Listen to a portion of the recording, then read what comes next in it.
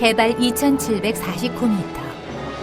중국 대륙과 한반도의 경계선상에 있는 가장 높은 산으로 수백만 년 전부터 여러 차례의 화산 폭발로 이루어졌습니다. 백두산 중턱 해발 2,000m는 나무가 더 이상 자랄 수 없는 산림 한계선입니다. 이곳에 이르면 나무가 있는 곳과 없는 곳이 뚜렷하게 차이가 납니다. 낮은 기온 때문에 더 이상 키 큰 나무들이 자랄 수 없기 때문입니다. 산림 한계선 위로는 관목이나 초본류, 지류나 이끼류 등 키 작은 꽃들이 살고 있습니다. 이 야생화들이야말로 백두산이 보여주는 가장 아름답고 경이로운 풍경입니다. 생존을 위한 투쟁에서 승리함으로써 꽃들은 그 자리에 존재할 수 있기 때문입니다. 지금부터 놀라운 꽃의 신비를 이야기하려 합니다.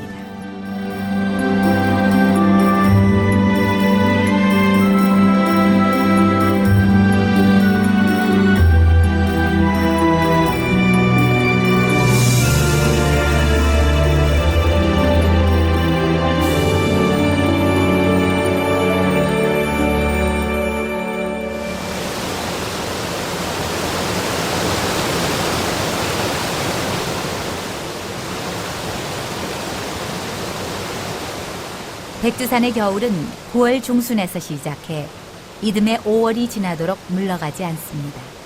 그러나 매서운 추위도 흐르는 물을 막지는 못하나 봅니다. 봄의 기운을 막지 못하듯 말입니다. 북풍 한설보다 더 강한 것이 있습니다. 바로 이 작은 꽃들입니다.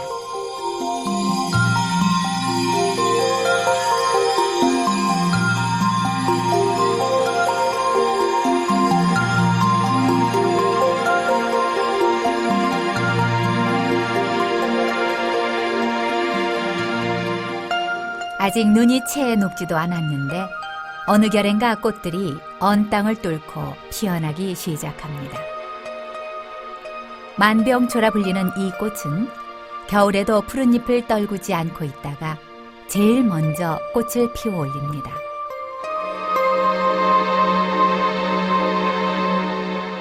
안간 힘을 다해 생명을 싹 틔우고 있는 이 작은 꽃을 보십시오.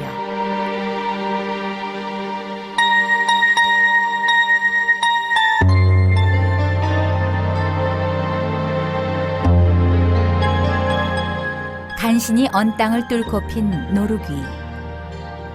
그러나 그 사이 내린 봄눈 속에 그만 갇혀버렸습니다.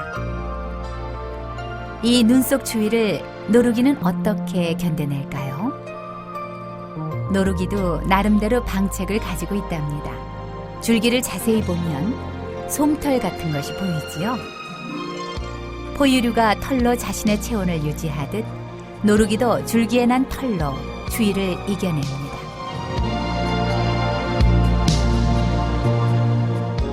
덕분에 다양한 색깔의 노루귀들은 매서운 추위를 견디며 백두산의 봄을 제일 먼저 물들일 수 있습니다.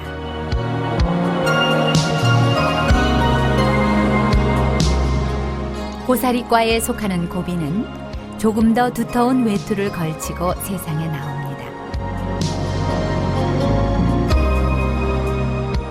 꽃들이 추위를 견디는 방법에는 털로 감싸는 것 외에 또 다른 방법도 있습니다.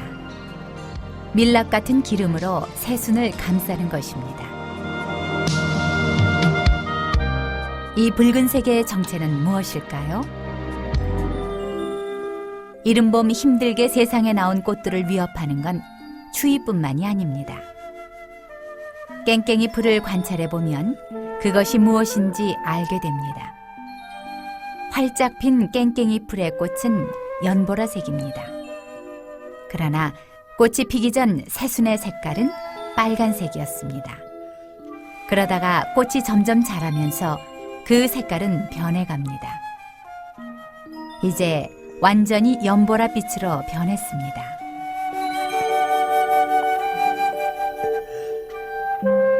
희귀종인 흰 깽깽이 풀의 새순도 처음에는 빨간색이었습니다. 깽깽이 풀뿐만 아니라 대부분의 꽃눈들은 붉은 빛을 띠고 있습니다. 왜 꽃눈이나 새순의 색은 빨간색을 띠는 것일까요?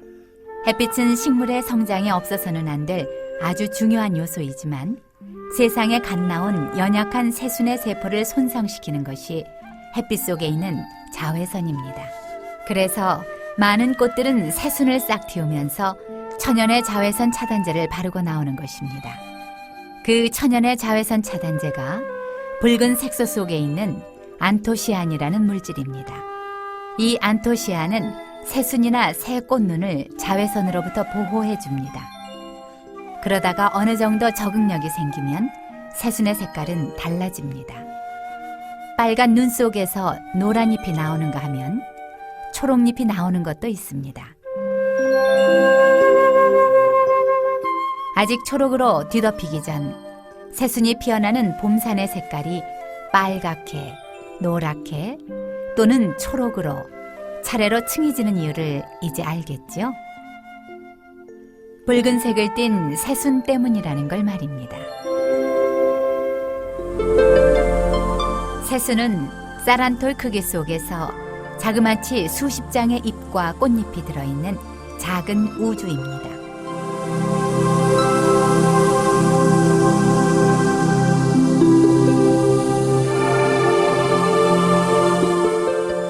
이른 봄에 피는 꽃들은 이렇게 다양한 방법으로 추위와 강한 자외선을 견딜 수 있게 무장을 하고 피어납니다.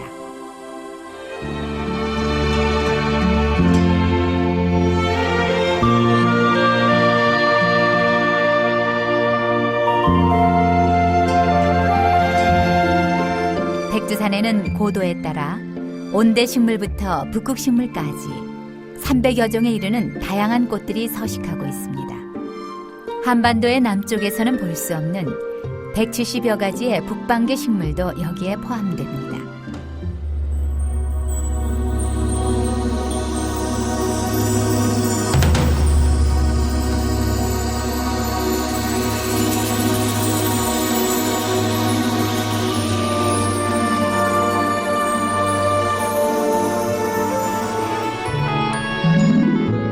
봄이 되면 백두산은 그 수많은 식물들이 다투어 피어내는 꽃으로 뒤덮입니다.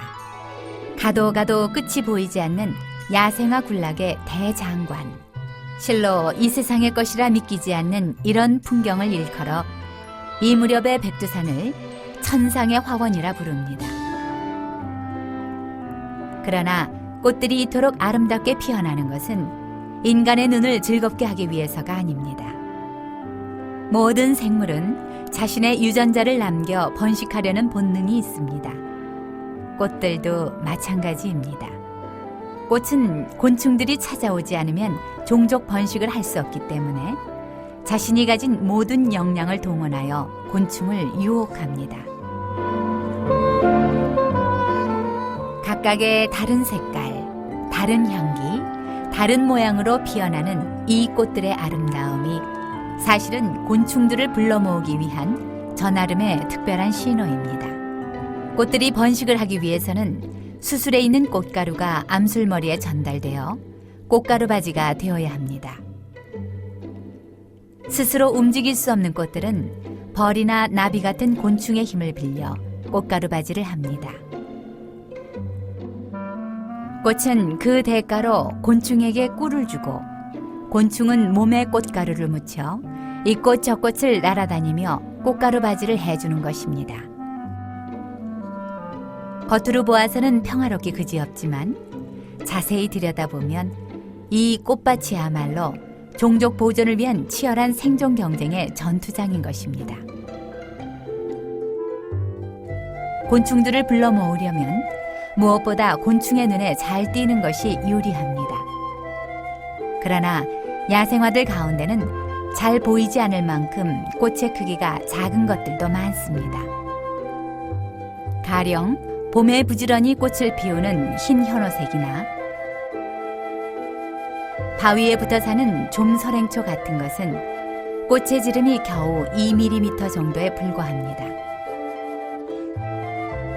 그럼에도 불구하고 이 꽃들도 꽃가루 바지를 해야만 다음에 더 많은 종족을 퍼뜨려 생명을 약속받을 수 있습니다. 이렇게 작은 꽃이 곤충들에게 쉽게 발견될 수 있을까 우려되지만 이들도 나름대로의 생존 전략을 가지고 있습니다. 새끼 손톱만한 꽃을 가진 괭이누는 그래서 특별한 묘책을 고안해냈습니다. 괭이누는 꽃과 잎들이 서로 촘촘히 붙어 있는데요. 이제 곧 그 이유를 알게 될 것입니다. 갓 피어난 괭이누는 꽃만 노란색입니다. 그런데 꽃 주변에 있는 잎들이 서서히 노랗게 변하기 시작합니다. 15일이 지나자 잎은 완전히 노랗게 변해 꽃과 구분이 가지 않을 정도입니다. 게다가 노란 발광체까지 뿜어댑니다.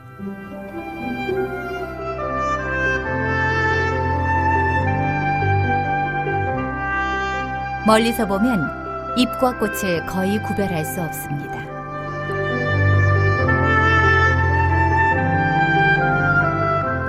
탐스러운 한 송이 꽃처럼 보이지요? 이쯤 되면 근처를 날던 곤충들이 행여 못 보고 지나칠 염려는 없겠지요? 괭이눈의 의도대로 노란 꽃무리를 보고 곤충들이 하나둘씩 모여들었습니다. 곤충들이 머물다 가고 나면 잎들은 다시 제 색깔로 돌아갑니다. 꽃가루 바지가 끝나 이제 더 이상 곤충들을 불러들일 이유가 없기 때문이죠. 그리고 바싹 붙어있던 몸을 한껏 벌립니다. 조금 더 멀리 씨를 퍼뜨리기 위해서입니다. 씨와 씨의 간격을 보십시오.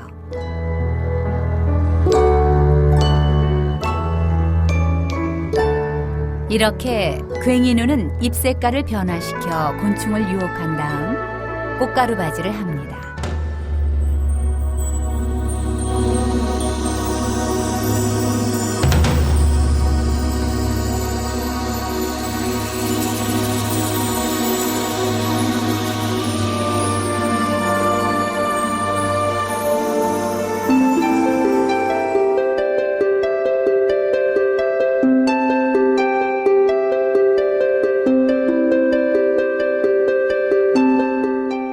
풍성한 꽃송이를 자랑하는 백당나무의 꽃에게도 곤충을 불러일으키기 위한 비밀이 숨겨져 있습니다. 실제로 수정을 할 수 있는 진짜 꽃과 그렇지 않은 가짜 꽃이 함께 피어 풍성한 꽃송이처럼 보이는 것입니다. 백당나무처럼 가짜 꽃을 이용해 곤충의 눈에 띄기 위한 묘수는 산수국에서도 찾아볼 수 있습니다. 크게 보이는 꽃은 가짜 꽃이고 산수국의 진짜 꽃은 바로 암술과 수술이 보이는 이 부분입니다. 꽃잎처럼 보이는 이것은 암술도 수술도 꿀도 없는 가짜 꽃입니다. 산수국의 꽃잎은 실제로는 꽃이 아닙니다. 이 가짜 꽃의 임무는 가능한 멀리서도 곤충의 눈에 잘 띄어 그들을 유인하는 것입니다. 어김없이 곤충들이 모여들었지요. 이렇게 꽃가루 바지가 끝나고 나면 가짜 꽃은 재미있는 행동을 합니다. 마치 등을 돌리듯 제 몸을 서서히 움직이며 돌아갑니다. 그래서 180도로 완전히 뒤집고 나면 움직임을 멈춥니다. 그리고 연보라 비치던 몸 색깔도 초록으로 바꿉니다. 곤충을 유인해야 하는 제 할 일은 다 했기 때문입니다. 씨앗이 며칠 즈음에는 가짜 꽃은 붉게 단풍이 들면서 최후를 맞이할 준비를 합니다. 혼신의 힘을 다해 제 임무를 끝낸 가짜 꽃들의 뒷모습은 그래서 꽃보다 더 아름답습니다. 이렇게 가짜 꽃의 다양한 색 변화가 원예가의 관심을 끈 것은 당연한 일이었을 겁니다. 원예종으로 개발한 수국은 7가지 색깔로 변합니다. 유럽에서는 무지개 꽃이라 불리고 희망이라는 꽃말을 가지고 있습니다. 산수국처럼 백당나무 역시 이런 가짜 꽃을 이용해 원예종으로 개량됐습니다. 꽃가루 바지를 하지 않아 꽃이 오래가고 색깔의 변화가 없는 것에 착안해 원예종으로 개발한 것이 불두화입니다. 화산 폭발로 생겨난 천지호, 그 주변의 땅은 자갈투성이입니다. 바위 틈새에서 핀다고 하여 바위자가 붙은 바위 구절초가 무리를 지어 피어 있습니다. 무리 안에 빨간 꽃과 흰 꽃이 섞여 있습니다. 이 빨간 꽃과 흰 꽃 사이에는 어떤 비밀이 숨어 있을까요? 바위 구절초의 꽃망울은 처음에는 진한 자줏빛을 띱니다. 자외선으로부터 약한 꽃가루를 보호하기 위해서입니다. 그러다 꽃잎이 벌어지면서 자줏빛은 점점 엷어집니다. 어느덧 꽃잎은 분홍색으로 바뀌었습니다. 화사한 분홍빛을 보고 곤충이 몰려들었군요. 바위 구절초는 화려한 빛깔과 진한 향기로 곤충을 유혹하여 꽃가루 바지를 합니다.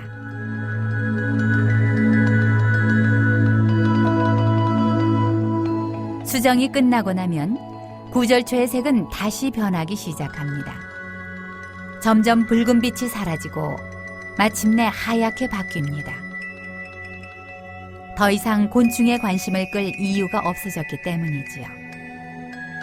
이렇듯 바위 구절초 꽃잎의 색깔이 빨갛고 하얀 것은 꽃가루 바지를 끝낸 꽃과 아닌 꽃이 섞여 있기 때문이라는 걸 알겠죠?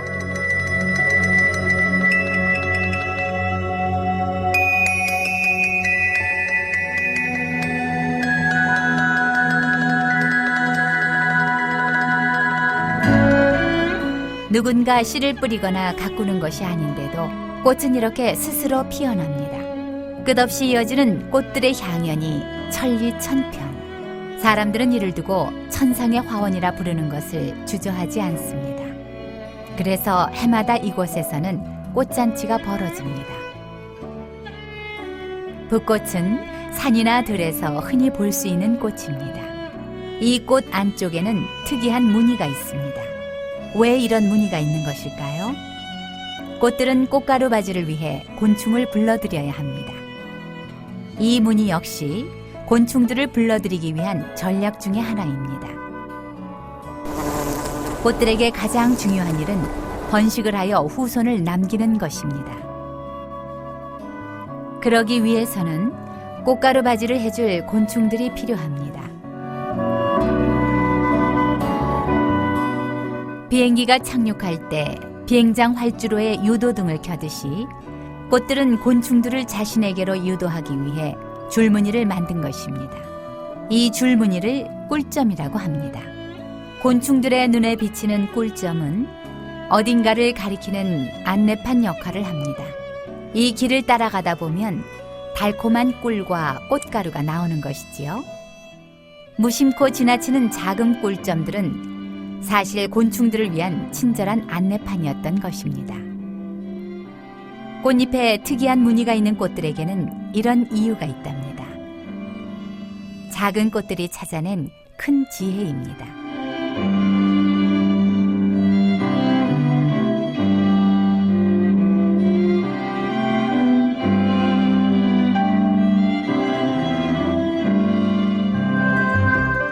무분별한 채취로 멸종위기에 놓인 이 털복주머니 난이 이곳 백두산에서는 대규모로 자생하고 있습니다. 그런데 이 털복주머니 난을 관찰해보면 흥미로운 현상을 발견할 수 있습니다.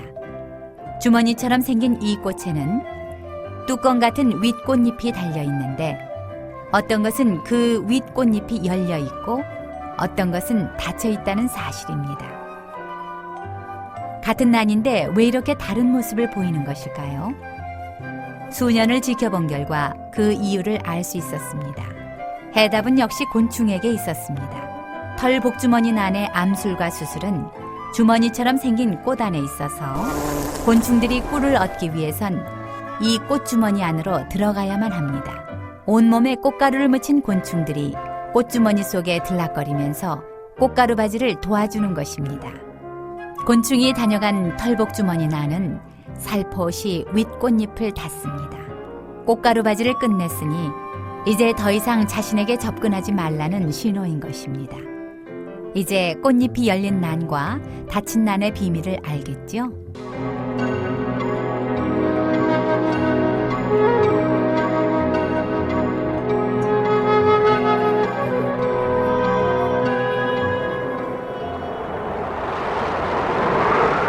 천지의 이는 물살에서 알 수 있듯이 백두산의 바람은 일정한 방향 없이 천지사방에서 몰아칩니다. 그래서 사납고 세차기로 유명합니다.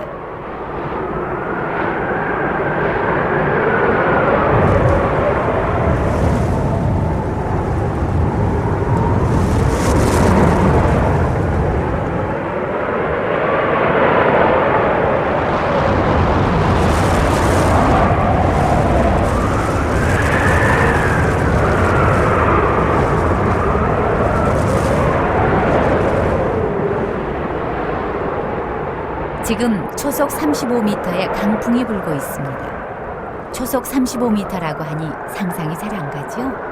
이 세기는 여름철 태풍이 불어 나무가 뿌리채 뽑히고 사람이 제대로 서 있을 수 없을 정도의 바람입니다. 이 세찬 바람 속에 꽃들이 살고 있습니다. 야생화들이 보여주는 생존의 모습은 경이롭기만 합니다.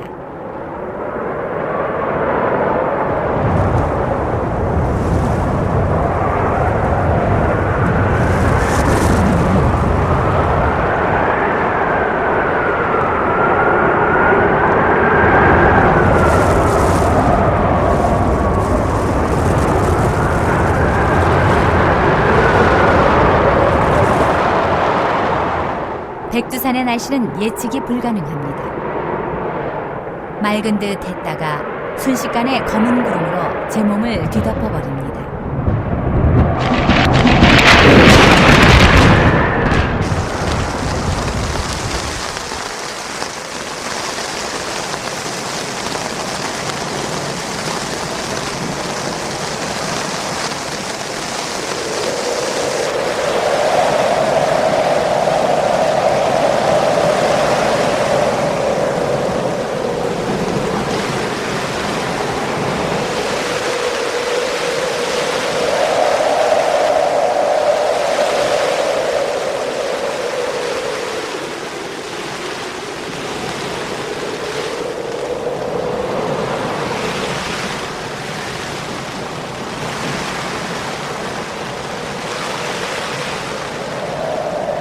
인간이 존재하기 훨씬 오래전부터 이 거친 환경에서 뿌리 내리고 살아왔을 야생화들.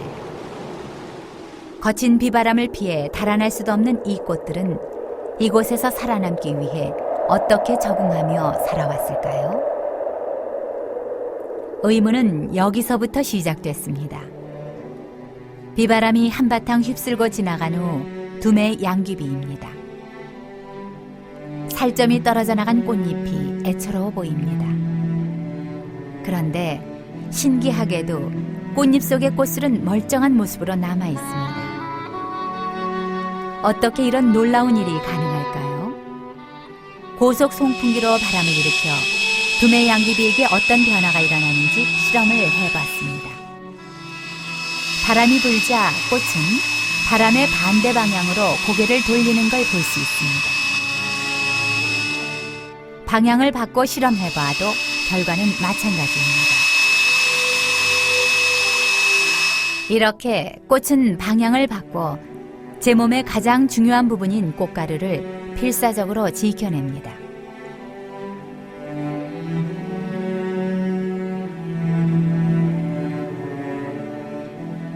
해가 나지 않아 곤충이 없을 때는 꽃잎을 다물고 있다가 해가 나면 제 몸을 한껏 열어 곤충을 유혹합니다. 그러다가 비가 오면 고개를 숙여 비를 피합니다.